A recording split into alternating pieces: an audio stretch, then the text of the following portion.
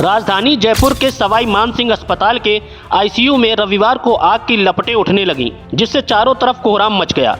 अस्पताल के trauma centre की दूसरी मंजिल पर बने आईसीयू वार्ड में लगी आग के बाद मरीज और उनकी तीमारदार जान बचाने के लिए बेड और गद्दा समेत बाहर भागे, लेकिन फिर भी इस हादसे में 8 लोगों की जान चली गई।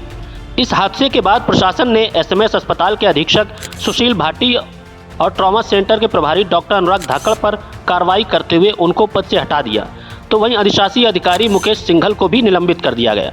हादसे के बाद सरकार ने मृणाल जोशी को एसएमएस अस्पताल का नया अधीक्षक बनाया है, जिनके जिम्मेदारी संभालते ही लोगों को लगा कि शायद ये अपनी जिम्मेदारियों को लेकर गंभीर होंगे और अपना पूरा फोकस असुविधाओं को सुधारने में लगाएंगे। यही जानने के लिए केबीपी टाइम्स की टीम नए अधीक्षक मृणाल जोशी के पास पहुंची, जहां संवाददाता के सवाल पर उन्होंने क्या कुछ कहा, आप भी सुनिए। जो अग्निकांड हुआ उसके बाद लोगों का भरोसा टूटा है। कहा जा रहा है कि एसएमएस हॉस्पिटल पर लोगों का अटूट विश्वास, अटूट भरोसा हुआ करता था, वो भरोसा टूटा है कहीं ना कहीं, क्योंकि ऐसी अवस्था में वो लोग मौजूद थे एसएमएस हॉस्पिटल में और ट्रॉमा सेंटर में। उसके बाद उनके भरोसे को टूटने के बाद कैसे अब हॉस्पिटल क्या कुछ करेगा, प्रशासन क्या कुछ करेगा ताकि वो भरोसा वापस जीता जाए और राज्य के लोगों का वो भरोसा वापस लौटे एसएमएस हॉस्पिटल के प्रति। देखिए, सबसे पहले तो मैं ये कहना चाहूँगा कि मेरी पूरी टीम की संवेदनाएं हैं और मैं इससे इनकार नहीं कर सकता कि आज हमारे कुछ मरीजों की इस हादसे में जान चली गई। तो सबसे पहले तो मैं अपने पूरे परिवार की तरफ से ही कहना चाहता हूं कि हाँ, कहीं ना कहीं हमसे कुछ कमी हुई है।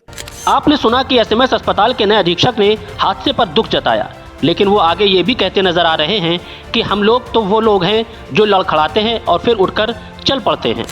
परंतु मैं ये भी कहना चाहता हूँ कि हम लोग वो लोग हैं जो लड़खड़ाते हैं पर वापस खड़े हो जाते हैं, और मुझे पूरा विश्वास है कि मेरी पूरी टीम और जो प्रशासन है वो हमारे साथ काम करेगा और हम एक एक कदम मिलके और आगे बढ़ने की कोशिश करेंगे। और ऐसी आशा करता हूँ, क्योंकि जो मेरी टीम है वो बहुत अच्छी है। सारे के सारे लोग जो हैं वो मेरे परिचित हैं, बरसों से मेरे परिचित हैं। जो मेरे सीनियर हैं वो पहले भी मेरे सीनियर थे, तो मुझे लगता है हम लोग टीम के रूप में आराम से काम कर पाएंगे। अपने पूरे बयान में मृणाल जोशी अपनी टीम की तारीफ करते नजर आ रहे हैं। उनको सुनकर ऐसा लग रहा है कि जैसे वो हादसे पर नहीं बल्कि किसी सम्मान समारोह के मुख्य अतिथि हैं और मीडिया से बात कर रहे हैं।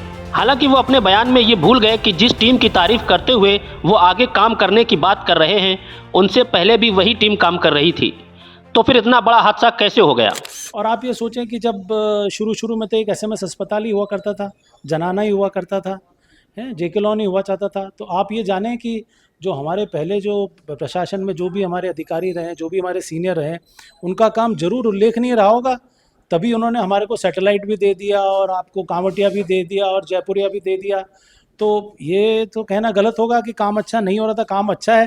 तब आज देखें कि आज जयपुर के अंदर जितने भी आपके बड़े सैटेलाइट हॉस्पिटल जो हुआ करते थे, सारा एसएमएस ही चला रहा है ना। तो हम लोग जो पब्लिक का विश्वास है उसको बनाए रखने के लिए हम काम कर रहे हैं। अलग अलग अस्पतालों तक हम हमारे को स्ट्रेच कर रहे हैं, पर हाँ, हमें भी अब कुछ मदद की ज़रूरत है, हमें भी कुछ इसका एक्सपेंड होने की ज़रूरत है।